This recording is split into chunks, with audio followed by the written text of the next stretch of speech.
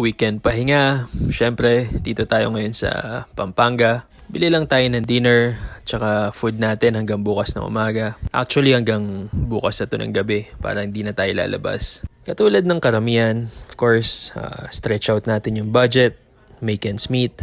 Kahapon pala, marami tayong hinabol na tabas para sa mga mananahe. Kailangan natin matapos to para matahin nila over the weekend. Sort natin yung parts, label, then good to go.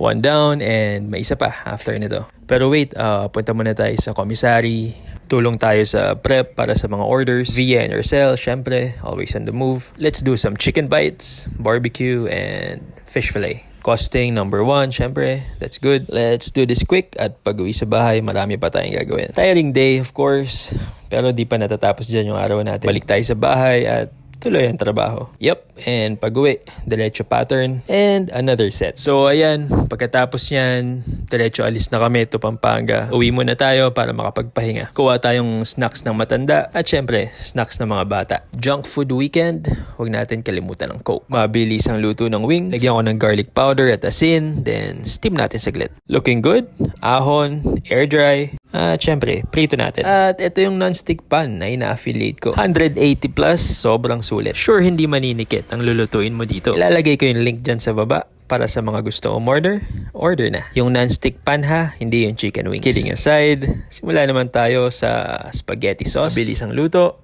and boom. Spaghetti noodles next. Pakulo tayong tubig. Hulog na yan. And dinner is ready. Ayan ang ating chicken wings na luto sa ating non-stick wok pan. Perfect partner sa spaghetti. Bago kumain, huwag kalimutan magpasalamat. And that's it for today. Kain tayo.